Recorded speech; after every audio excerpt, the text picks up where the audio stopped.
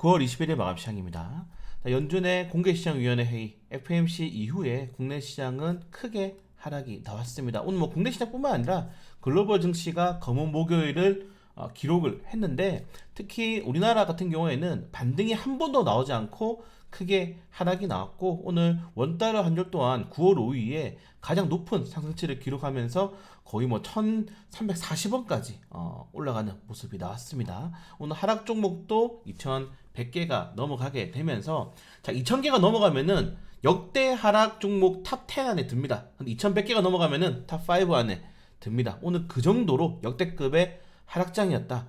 지금 지수를 받쳐줄 수 있는 주도주가 없는 상황에서 증시 체력이 너무 안 좋습니다. 네, 연기금이 주식을 사주기는 하나, 아니면은 외국인 투자들이 주식을 사주기는 하나, 아니면 기관 금융투자가 주식을 사주기는 하나. 지금 국내 시가총액 상위 종목들이 저평가된 주식들이 굉장히 많은데도 불구하고 매도세가 붙질 않고 있어요. 자, 그렇기 때문에 당분간 국내 증시에 이런 스윙, 장기적인 투자는 절대 하시면 안 됩니다. 이 말을 제가 7월부터 계속 드리고 있고, 저는 이제 올해를 기점으로 미국 주식으로 넘어갈 준비를 계속적으로 해야 된다고 말씀을 드리고 있는데, 내년에 경제성장률 1%대 접어들면은 저는 지금 지수도 아직 높다라고 생각하고 있습니다. 물론 개인적인 생각이지만, 근데 그런 흐름이 벌써 나오고 있어요. 네, 벌써 나오고 있기 때문에 K 주식은 단타만 계속적으로 치면서 지금 빠르게 회전율을 높여 나가야 된다. 오늘 제가 장중에 이 손실 종목들 어떻게 해야 되냐라고 했을 때 워낙 질문이 많아서 브리핑을 해드렸는데, 다시 한번 말씀드리지만은, 내가 가진 주식에 대한 메리트를 확인하고 이 주식이 20% 30% 떴을 때 지금 가지고 계신 물량의 2배 이상의 추매를 할 정도의 여력이 없거나 그런 메리트가 있는 주식이 아니라고 생각된다면은 손절하시는 게 맞습니다. 네, 그래서 지금 시장에서는 반등보다는 하락의 가능성이 월등히 높다. 월등히 높고, 증시를 하반기까지 돌릴 수 있을 만한 뚜렷한 이벤트가 남아있지 않기 때문에, 짧게 매매를 하도록 하겠습니다. 짧게 매매하면서 주도주 잘 갈아타서, 오늘 내가 5% 10% 수익 보면은 기존에 가진 주식들에 대해서 5% 10% 정도 손절해가지고 현금을 계속적으로 만드는 그런 대응이 필요하지 않나 라고 좀 생각이 되고요. 그러니까 어떻게 시장을 보더라도 지수로 돌릴 만한 재료는 없어요. 지금 주도주를 가져갈 만한 재료가 없습니다. 지금 주도주를 가져갈 만한 재료가 나오려면은 갑자기 러시아랑 우크라이나랑 평화 협정을 해야 되고요. 미국과 중국이 무역 분쟁을 멈춰야 되고요. 중국과 일본이 화해를 해야 되고요. 네, 우리나라랑 북한이 사이가 좋아져야 됩니다. 그러니까 직접적 리스크들이 지금 계속적으로 쪼개지고 있기 때문에 그런 것들을 단기적으로 돌릴 수 있을 만한 이벤트는 없다라고 좀 말씀을 드리고 싶고, 우리가 가장 기대했던 게 연말에 있을, 그리고 내년부터 진행되는 뭡니까? 미국 대선, 우리나라 총선이잖아요. 오늘 시간으로 정치 테마주도 올라간 거 보면은 그냥 테마주만 공략할 수 있는 일정들만 남아 있는 겁니다. 네, 그리고 사실 미국 대선은 우리나라 정치에는 악재죠. 만약에 트럼프 대통령이 돼버리면은 정말 피곤해지는 겁니다, 지금. 네. 그래서 지금 국내 증시는 정말 쉽지 않은 상황이 계속적으로 만들어져 가고 있다. 이게 우리나라뿐만 아니죠. 비단 중국이라든가 아시아권 증시는 일본을 제외하고는 다 조정이 나오고 있다는 점들. 그래서 정부 정책에 대한 일정주, 그리고 특정 테마주 위주의 장세가 계속될 수밖에 없다. 네, 지금 이런 시장에서는. 그렇기 때문에 여러분들 계속 말씀드립니다. 추매일 타이밍을 잡는 게 아니에요. 빠르게 손절을 하고, 아니면 빠르게 회전율을 높이면서 계속적으로 현금을 만들어가는 시장을 만들어내야 된다. 네, 우리가 지금 가지고 있는 주식들은 더 빠질 겁니다. 저도 제 개인 종목 있잖아요. 그냥 올라간다는 생각을 하지 않아요. 더 빠질 겁니다. 그 대신에 단타를 쳐서 빨리 회전을 높인 다음에 남은 주식들을 좀 꺼내오는, 현금을 돌릴 수 있을 만한 시장을 빠르게 만들어야 되지 않나, 좀 그렇게 말씀을 드리고 싶고요. 오늘 전체적으로 파월 연준장의 발언들, 이건 계속 장전 시장이랑 브리핑에 설명해 드렸기 때문에 추가적으로 설명해 드릴 필요는 없을 것 같고, 시장 자체가 무너진 상황에서 야간 선물도 좋지 않습니다.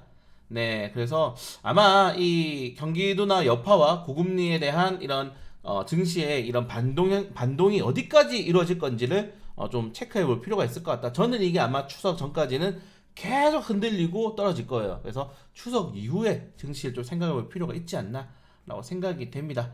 네, 요거는 지표가 있으니까 굳이 우리가 그걸 반대되게 매매할 필요 없을 것 같고요. 그리고 한국은행도 지금 미국 긴축 규제가 상당히 지속이 되고 있다 생각한다.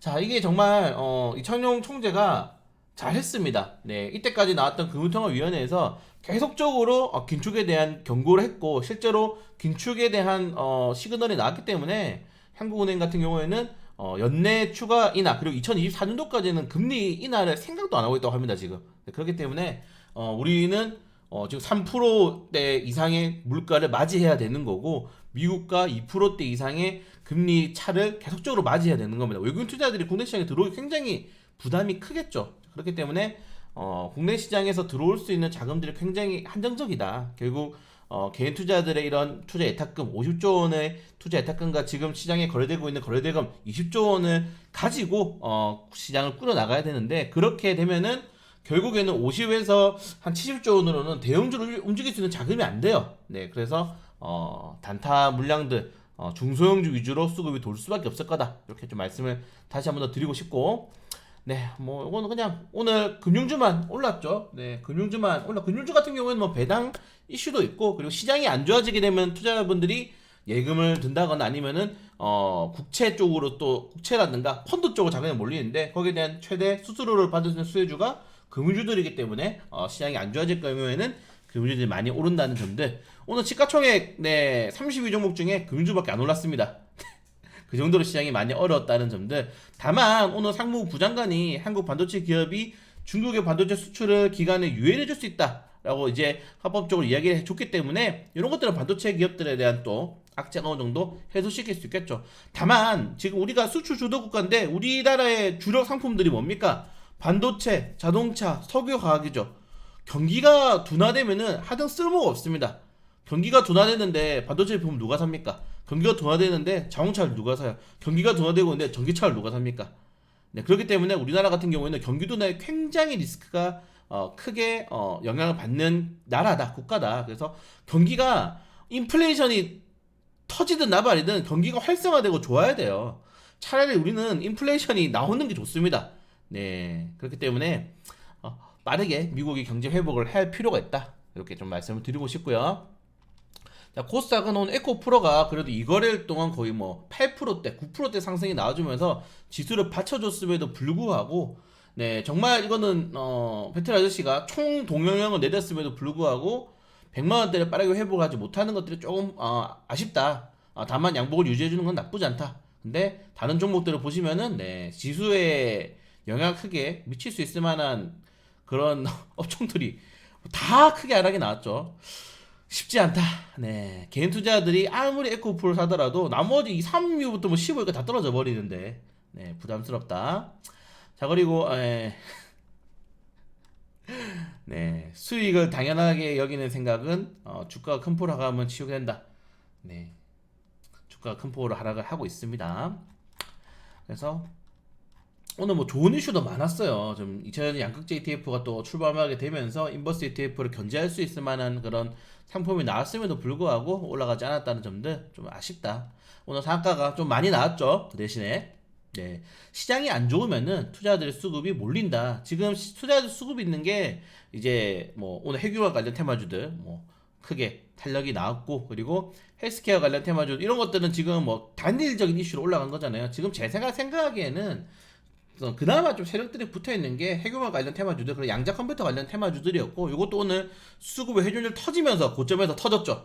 고점에서 거래량 회전율 터지는 거는 이제 주가를 넘기는 때 많이 나오는 시그널이기 때문에 이제는 좀 피곤하다. 그래서 오늘 장마판에 정치 테마주들이 움직인 것도 지금은 웬만한 세력들이 테마주에 다 빠져나간 상황입니다. 그래서 오늘 정치 테마주가 장마판에 올라간 것도 그런 상황 중에 하나다. 그래서 정치 테마주들이 내일 탄력이 나올 수 있지만은 늘 말씀드립니다. 여러분들 정치 테마주는 이 현상이 절대 나오지 않습니다.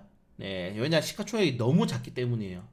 시가총액 작은 종목들은 세력들도 크게 올라갈 때 부담을 느낍니다. 그래서 빠른 순환매가 나올 수 있고 세력들이 가진 주식들이 다른 세력으로 인해서 뺏길 수도 있는 그런 상황이 많이 나오기 때문에 짧게 매매를 하셔라. 테마주들은 내일 뭐 공략을 하신다 하더라도 뭐 상가를 치는 건 상관없어요. 근데 정치 테마주는 여러분들 플러스 마이너스 50% 가더라도 대장주만 잡으셔야 됩니다. 네, 대장주만 잡으셔야 된다. 계속 말씀을 드리고 싶고요. 그리고 실제로 뭐 체포 동의안이 가결된 거지 아직 법정 뭐 구속이라든가 이렇게 이제 다시 법원에서 판단을 기다려야 되기 때문에 아직 시간이 좀 남아 있다는 점들 이 정도까지 확인하시면 될 것 같고, 시간이 나니까 종목들 체크해 보시면 알겠지만은 거래 대금이 많이 안 붙었죠. 네, 그래서 내 단발적인 슈팅 이후에 조정 나올 가능성 크니까 부디 조심하셔라. 네, 왜냐면은 제가 내일 장전시장은 올려드리겠지만은 병원 검사가 있어가지고 오전장을 잘 못 봐요. 그래서 좀 조심하셨으면 좋을 것 같습니다, 여러분들. 네, 올라타지 마세요, 많이 비중. 그래서 오늘 뭐 이자연 관련 테마주들, 한동 관련 테마주들, 뭐 조국 관련 테마주들 시간에 다 상승 나왔거든요. 어떤 게 대장주인지 꼭 체크하셔야 된다. 네, 영상을 다 이미 찍어 드렸어요. 네, 그리고 테마주 보시면 알겠지만 정치 테마주를 아예 그냥 저희가 총 정리해둔 것도 있잖아요. 테마주에 보시면은 총선 관련 테마주들, 그래서 총선 관련 테마주 정리해놓고 있으니까 좀 시간 남으실 때 한 번씩 보시면은 좋을 것 같습니다. 네, 시장이 너무 안 좋습니다. 근데 우리가 왜 안 좋은지는 알고 있죠. 이제 이유를 알고 있고, 그리고 우리가 어떻게 대응해야 되는지도 대충은 알고 있습니다. 이제 여러분들 좀 결단을 내리시고 대응을 해야 되는 시간이 현재 오고 있지 않나. 다시 말씀드리면서, 그리고 제가 계속 죄송스럽지만은 국내 주식은 이제 그만해야 될 때가 오고 있습니다. 네, 왜냐면은 여러분들도 저도 여러분들이 뭐 최소 50살에서 60살 때 이상이 아니신 분들은 1%대 경제 성장률을 한 번도 겪어보지 못했어요. 우리가 몰라요. 모르는 게 가장 위험합니다. 불확실성이. 그렇기 때문에 국내 주식시장의 비중은 계속적으로 줄여 나가셔야 된다. 그리고 외국계 증시를 할 준비를 계속적으로 하셔야 된다. 좀 말씀을 드리면서 마감시간 마치도록 하겠습니다.